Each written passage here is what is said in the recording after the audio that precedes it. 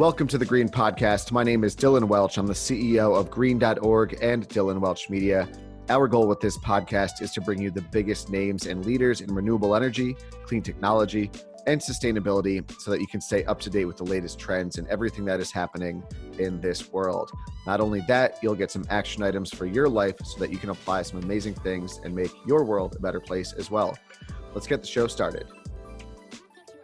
Real quick, before we kick off this episode, I want to announce that we have our fall 2022 Green Summit in San Diego, September 17th. Tickets are now available, so get yours today.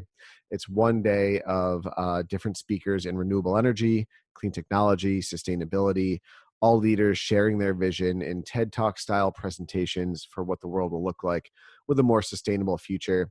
There's only 300 available seats for the event, and I know they're going quickly. There's already less than 300 by the recording of this. So go grab your ticket, green-summit.org, and let's kick off the episode. Thank you very much. Love the world we live in with EarthX TV. The only 24/7 channel. It's about protecting our future. Dedicated to our planet. The number one goal is to protect plants and animals that live there. Take action. Get inspired. Make an impact. Join me in the fight for our planet. That's what conservation takes. Join the revolution on EarthX TV. What's up, everybody? I have an awesome guest here today, a good friend of mine, Cam King. Cam and I went to college together and then really kind of became friends when we lived together in Italy and worked for this travel company all over the world. Cam is a good friend of mine. I look up to him as just a person. He's someone who's always challenging himself in every aspect of his life, whether that's physically, mentally, business. He's a well-spoken dude. He's just someone that you want as a friend, someone that challenges me, pushes me as well. I know he's got my back, so I'm excited to bring him on the show because he's got some crazy stories. He's also one of the most interesting people I know as well on top of that. So I'm excited to chat with him. Cam, how's it going, man? It's good to have you here. Dill, likewise. I would say that you are one of the most interesting people that I know and probably of the world. I don't know if you've ever shared your Cannes French Film Festival. I forget what it's called, but that story is, I tell that story all the time to some of my friends. So I think you've got some incredible stories, and I'm grateful to call you as a friend as well. I appreciate it, man. Well, so first off, Cam and I went to Keene State College in New Hampshire, and then I got a job working in Italy for a travel company, and Cam and I kind of knew each other. I reached out. I was like, hey, dude, you'd be perfect for this job. We need social, fun people who love to travel. Cam basically jumped on the opportunity, and then there we were bouncing around Italy together. So Cam, tell me a little bit about just your experience going through, moving to Italy and some memories from that time that stick out to you. Yeah. So what a crazy story that was, right? Looking back, feels like yesterday, but it's been over 10 years since it's happened now. So I had just moved to San Diego. So I was working in the summer back in New England. I worked at a place called Scott Ave, New England. And I started Scott Ave when I was 18. So I wanted to join the Navy before college, actually, and go be a SEAL. My parents wouldn't let me. So I went to college to my own reluctance and then graduated. We both graduated from Keene. Then I moved out to San Diego because I was like, I'm going to go be a Navy SEAL. Always wanted to. So moved out there with that intention. I think I had $1,200 to my name when I left New Hampshire. And I got to San Diego with $650 in my pocket. And I stopped halfway through and packed parachutes at one place in Utah so I could make a couple hundred extra bucks. And then I made it out to San Diego with $650 to my name. My friend had an open apartment, so I got there and then I hit the pavement that day looking for work. It took me about a week before I found my first waiting tables job. And that was actually where I met our mutual friend, Kevin, for the first time. I worked with Kevin for a while there. But then I also got a second job at Scott Ave San Diego. So Scott San Diego is where a lot of the Navy SEALs go through their training as part of their course.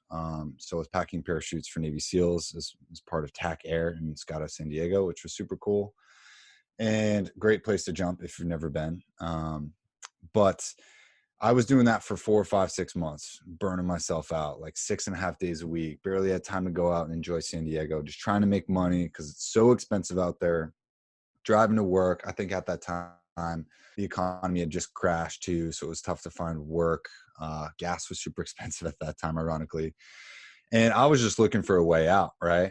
I was like, damn, I can't do this forever. So told myself that I would join the Navy, that spring, that summer, because I moved at the end of summer, was in San Diego for 4, 5, 6 months. And I was like, all right, cool. I'll join the Navy, I'll just train, work out a little bit more.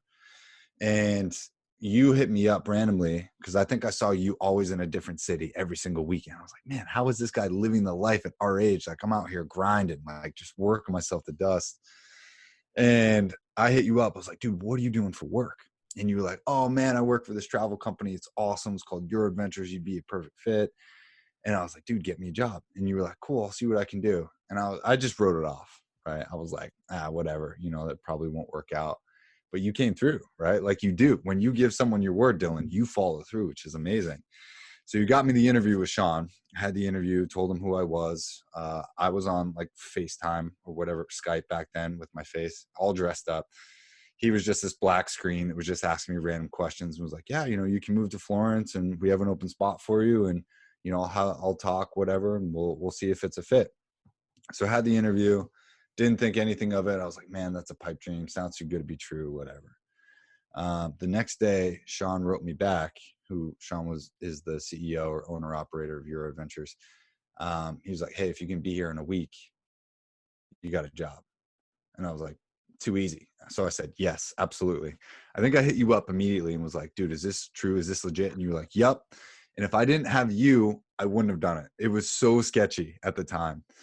So I sold my car, quit both my jobs, broke up with the girl that I was seeing at that time. And within a week, I was on a one-way flight. No, within a week, I was at the San Diego airport throwing out clothes and boots because I was overweight to get on that one-way trip to Florence, Italy. And I remember landing, and I remember just being so lost, so tired, so excited, so sweaty. I had all the things. We were 22, 23 at the time, and it was the best decision I ever could have made in my entire life, for sure. Dude, that's crazy to hear. I don't think I've ever heard sort of your side of that story of actually the whole like 1 week to make a decision, because your decision to come actually also impacted my life, because you then got our friend Kevin a job. Kevin was the person who convinced me to move to San Diego, and I've been in San Diego for the past almost 8 years now, which I can't even imagine what that would be like if I never met Kevin, who convinced me to come out here. That's awesome, man. I mean, it's so funny because like it was kind of a sketchy situation. Like, yeah, just come through, but it all worked out. We became we all lived together, worked together, traveled all over, went to Amalfi Coast, French Riviera, Switzerland, Oktoberfest, Croatia. So real quick, what's one memory from your time in Italy that sticks out to you, whether it was like a funny moment, adventurous moment, a hookup moment, something that you're like, damn, that was something that I'll remember for the rest of my life? Yeah, I don't want to put my dirty laundry out or any Max Tucker stories, but I think you and I both know that we had way more than the average people probably do. That was like college 2.0, right? On God mode. It was pretty crazy. Tour guide effect. If you're ever single and you just want some attention, go become a tour guide and you'll get it from a lot of women. I'll say that. But anyway, I mean, it was sorry, don't mean to interrupt. No, you're good. It was like 80% females to males that were studying abroad in Florence, right? Or pretty much all over Europe. So I don't want to, have us appear in a negative light or that way, but we certainly got a lot of attention and met a lot of people, right? It was like exponential dating times 10. I know you had a number of girlfriends or acquaintances, and then we all sort of did. So it was a great time for us. Looking back at that time, I think the amount of nights that we all mutually had, and one story sticks out in particular, but the amount of times that we all went out, got drunk, or just had events, went to clubs, the amount of people that we knew, high fives, hugs, good times. I have never been in such of a flow state, but like also working out, also going to all of these beautiful places. I mean, you're just firing on all cylinders, right? You're getting sensory overload. You're always meeting people. There's always something to do. And then when you have time to sleep, it's like you sleep so hard because you've just been go, go, go, go, go. But it was one of the most amazing times of my life. But the one story that sticks out to me was at our favorite bar, Uncle Jimmy's, right? And this is probably the second or third semester that we were over there. And Rory and I were there one night having a beer. I don't think it was karaoke night. I think it was just kind of a quiet night. But it was like maybe 7, 8, maybe 9 before people sort of start going out at like the 10:30 mark. And Rory's one of my best friends from home. We're both from New Hampshire, both from Dover, New Hampshire. And Rory and I were talking about something, but we were kind of at odds when we were over there. Like Rory changed a little bit, I changed a little bit. So like we didn't really know who we were. We knew we were friends. We knew we were best friends. We knew we were always going to be friends for a lifetime. But in that time, the people that we had met and the experiences that we were having were different. So we didn't know how to like fit together. So there was some friction there. And Rory and I had some sort of argument about something. And he was like, you know what? F this. He goes outside to smoke, whatever. And me being Irish and Italian and just running my mouth, but also being 6'4" and can be able to back it up and take a beating myself. I walk out there because I wasn't done telling Rory my 2 cents, right? So I walked out and I forget what we were arguing about, but I was like, no, you know what, dude, you're wrong. Like, F you and F this and blah, blah, blah, blah. And I called him out on a bunch of his stuff. And he spit in my face, like, holy shit. and it hit me in the chin and like my neck. So I pushed him against a wall and he just punched me in the chest. I don't even think you guys know this. And he punched me in the chest. So I swing at him. I miss. He swings, gets me again in the ribs. And then I punch him in the face, right? And then he grabs me, pulls me down, and just starts wailing me in the stomach. I turn around, grab his back, throw him against the wall. And I slapped him. And I was like, you really want to do this right now? And he puts me in a headlock. I get out. I trip him. I put him on the ground. He throws off his jacket. He grabs me and he fucking hit me in the chest again. And we just go blow for like 2 or 3 minutes, I think. And we're talking shit. We're both out of breath. We're both, doing whatever. Finally, Rory like grabs my jacket and like shoves me against the wall and fucking hit me one more time. And I was like, ah. And I as I come about, I see this like crowd gathering around us. I guess we were making a little bit of noise, rolling around, whatever. And there's like legit 10 or 15 people like circling around us, a bunch of Italians, because they hear a commotion. They didn't know what was going on. And Rory and I both turn around and we were like, do you fucking mind? Like both at these people. And everyone's like, oh my God. And they all just kind of walk away. And Rory and I were just done. So we just like brush ourselves off, you do that push. And then we walked back inside and we just kept drinking and talking about whatever the fuck we were talking about. And I think back to that and I was like, man, that is like such a good friend to be able to like drink with you, get in a fight with you, and then continue drinking with you. And then you guys are cool.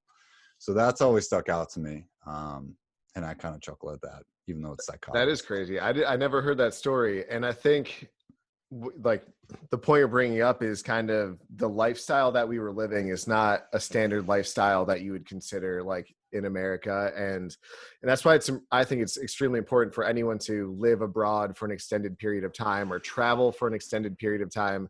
And I don't mean like a week vacation to a Cabo resort, but like living and fully engrossing yourself into a new culture where people don't speak the language, because it's like you said, we were constantly surrounded by new people every single day, new social scenarios, very social, active life. But we were also working out every day. We were also practicing new languages every day. We would go to museums. We would be learning about history. We would be traveling to some of the most, sought after places every single weekend. And it's a crazy lifestyle. And that can also bring out the extremes of, relationships as well.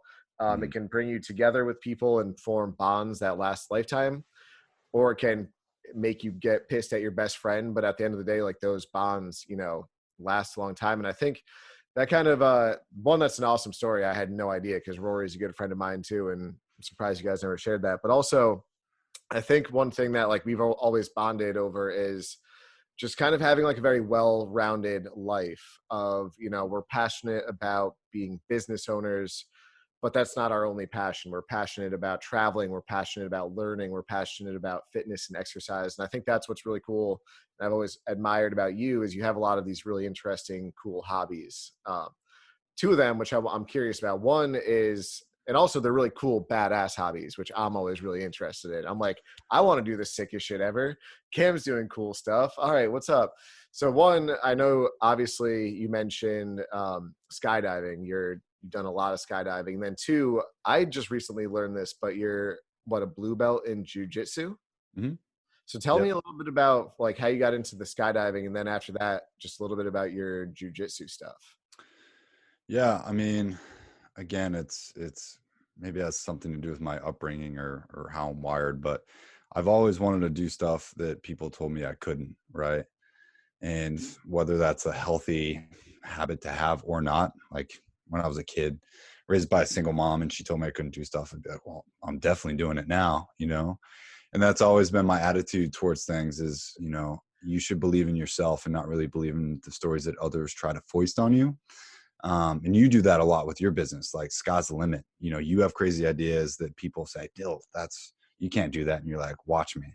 And then you go out and you make it happen. So, you know, likewise, I have a lot of respect for you for going on that. With skydiving in particular, you know, I've been terrified of heights my whole life, but when you're up there, it looks so fake and it's so beautiful that it's like, you know, let's go. There is no better feeling. There, you are fully present with skydiving. And I did my first tandem on my 18th birthday, and I knew I was going to do that for years. I invited, I think, 4 or 5 of my best friends from high school at the time to go with me. They all chickened out the morning of, and my mom was like, well, do you still want to go? And I was like, absolutely. And I did it. And when I landed from my first tandem, I was smiling ear to ear. And my mom knew. She was like, wow, you're going to do that for life, aren't you? And I was like, yep.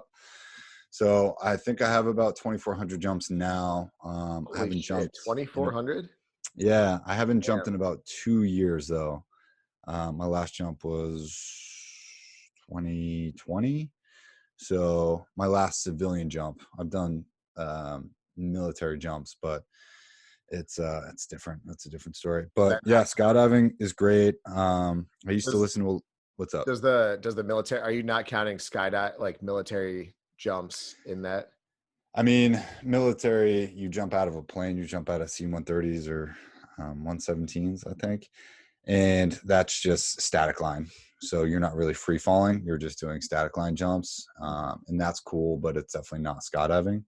So I'd highly recommend skydiving over airborne jump difference school. really quick. So yeah, explain the difference between what you just said and like free falling. Mm-hmm. So skydiving, you're jumping out of a plane, right? They have Twin Otters, they have Cessnas. You can jump out of a variety of different planes. And you have a rig on your back, a custom fit rig or a student rig, whatever it is. And that parachute has a main parachute and it has a reserve parachute in the top portion, okay? And it has a pilot chute. So you take it out, right? It looks like a little monkey fist. You throw it out, that pilot chute comes out, it catches air, it pulls the pin out of your main parachute compartment. Boom, you have a parachute. In skydiving, or sport parachutes are, they're rectangular, right? There are different types. Some are more elliptical, some are tapered. There's a lot of high performance parachutes out there, but for this scenario, they're just rectangular. And you have 2 toggles, which means you can steer and you can turn. Okay, so you can do high performance landings, you can do 90-degree turns, you can orient yourself to where you want to land, basically. Depending on wind, there are a number of other factors that I won't get into for purposes of this podcast. In military jumping, you go to airborne school, which is 3 weeks, and you do static line jumps. You do 5 static line jumps at airborne school, depending on what airborne unit you're going to. So I had to go to airborne school after infantry AIT in pre-selection, right? And then I went to selection, and now I'm in the Q course, and now I'm in med school. But I am technically at an airborne unit, so we have to be airborne qualified to be at an airborne unit.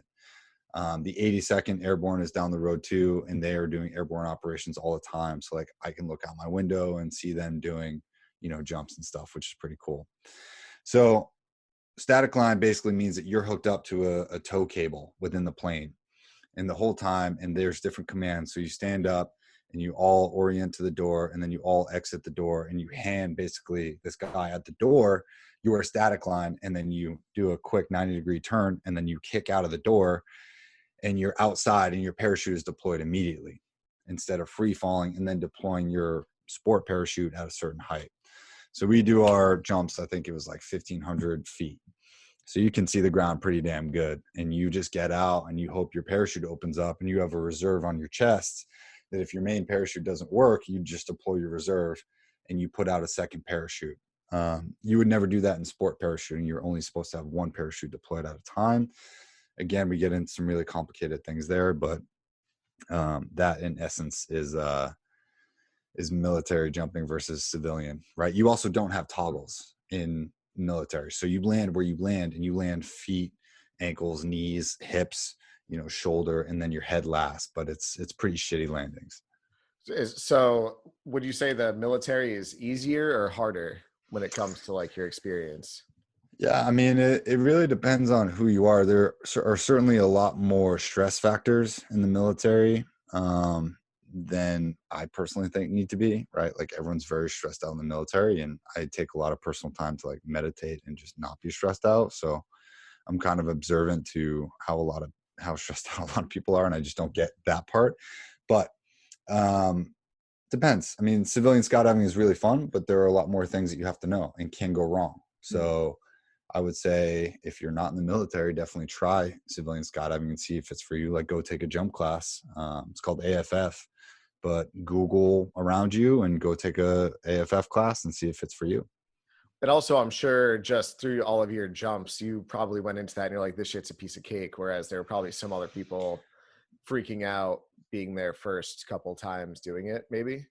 Yeah, I mean, there's people that definitely quit at airborne school, but I'm an AFF instructor as well, and I will tell you that the minute that you stop having fear for any jump is the minute where you're probably too complacent, right? Every time I jump out of a plane, whether it's civilian or military, I have a healthy dose of, hey, I need to check my gear twice. What am I doing? I'll run through the jump in my head. I'll make sure I'm showing up mentally and physically. So that kind of fear helps keep you alive and be more present to say, hey, I know this, and you don't want to get too much in your ego either way.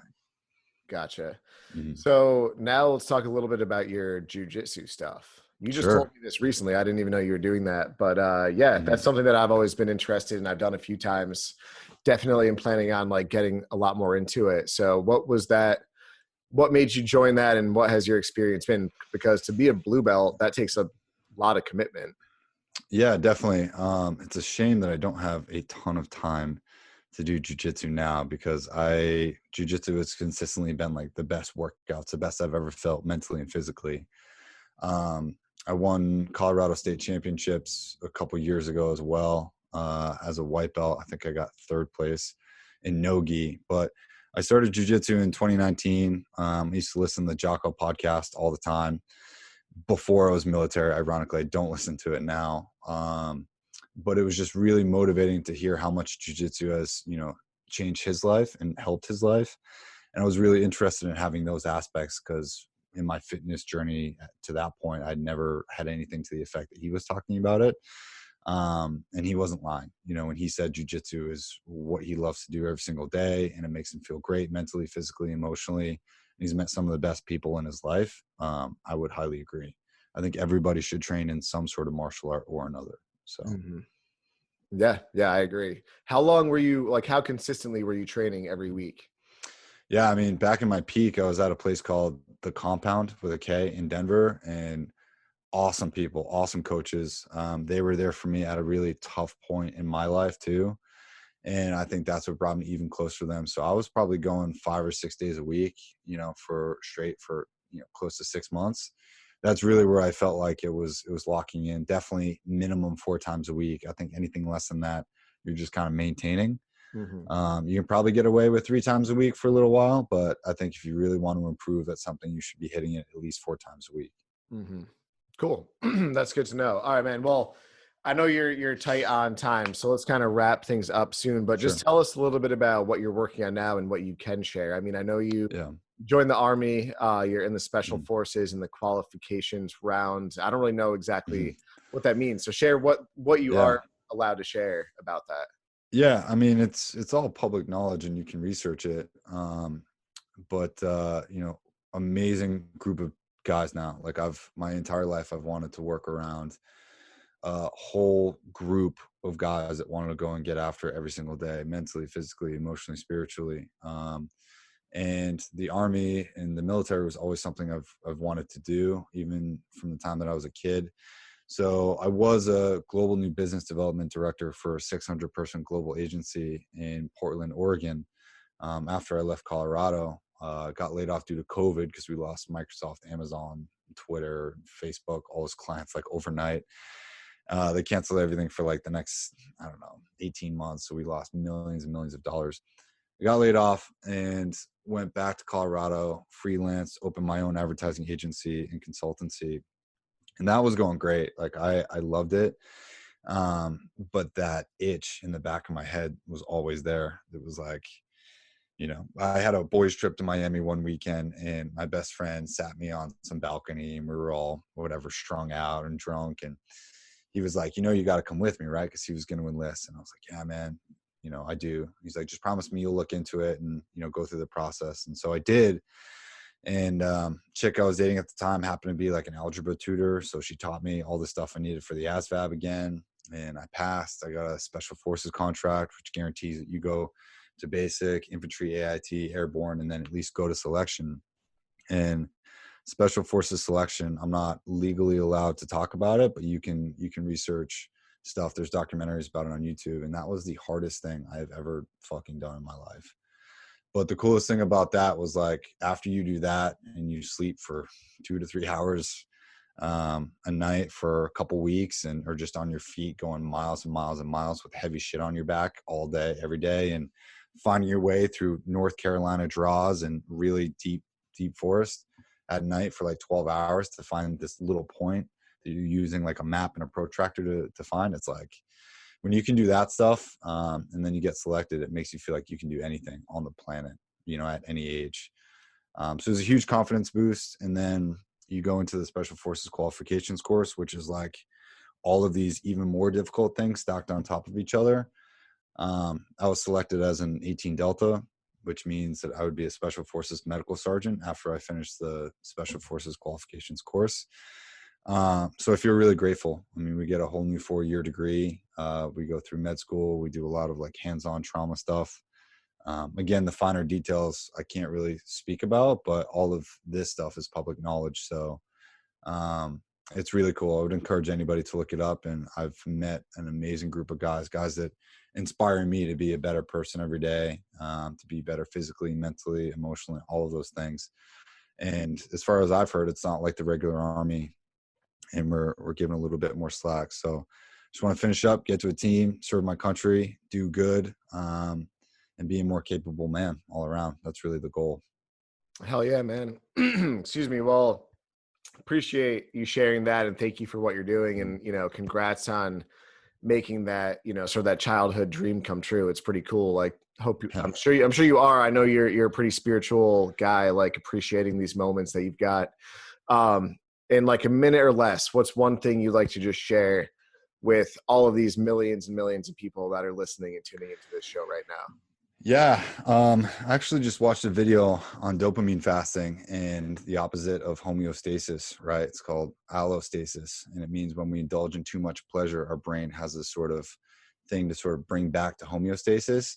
And the way that it does that is sort of by experiencing negative emotions. But when you sit with your pain, or you deal with your demons, or you stop trying to run away from some of the shittier things in life, your brain actually brings you dopamine back to the center. So look up homeostasis and allostasis and always believe in yourself. Don't let others voice stories about their lives from their experiences onto you about what you can and can't do, because I assure you that you can do anything you put your mind to, 100%. Facts, man. Well, dude, Cam, appreciate it, man. It's always good to catch up with you. It's been too long for us to chat. I'm glad we got to have this on microphone and camera and, share it with the world. like I said, you've always been a huge inspiration to me. You always push me to, challenge myself, which I appreciate. Again, it's, I like surrounding myself with people like you who, not just, you're a well-rounded dude, care about your friends, you're a loyal guy, and I appreciate that as one man to another. So thank you for the time. And I know you're a busy guy, but we'll have to get you back on the show eventually, when you can share a little bit more crazy stuff. Last question. More dives or have you slept with more women? No, I'm just kidding, dude. We'll wrap it up right there. Guys, Cam, everyone who's here, Cam's an awesome dude. Thank you to everyone who tunes into this show, who supports the show, who listens. If you're interested in meeting in person, come to the Green Summit, September 17th, 2022. We're bringing together 16 different leaders in business, energy, tech, finance, and just sharing TED Talk style presentations. Kind of what we talked about today, how to be just an overall well-rounded person in your career, your life, your fitness, your mental health. Hopefully we'll see you there. Cam, if you're not in the middle of a forest or jumping out of a plane, we'd love to have you there, man. Sounds good, Dylan. Best of luck to you. All right. Appreciate it. Thank you, guys. We'll see you on the next episode of the Green Podcast. Thanks, dude. Thank you so much for tuning into the episode. My name is Dylan Welch. Appreciate it. As always, stay up to date with the latest information on green.org and dylanwelch.com. Dylan Welch Media is a full-service media and communications agency dedicated to promoting, marketing, and helping businesses in clean tech, renewable energy, and sustainability grow, get more clients, get more customers, get in front of their ideal clientele. If you have any more questions, feel free to reach out. If you're interested in joining the Green Summit, go to www.green-summit.org. Reserve your ticket today. There's very few spots left, so make sure you get on that ASAP. Thank you and have a great rest of your day.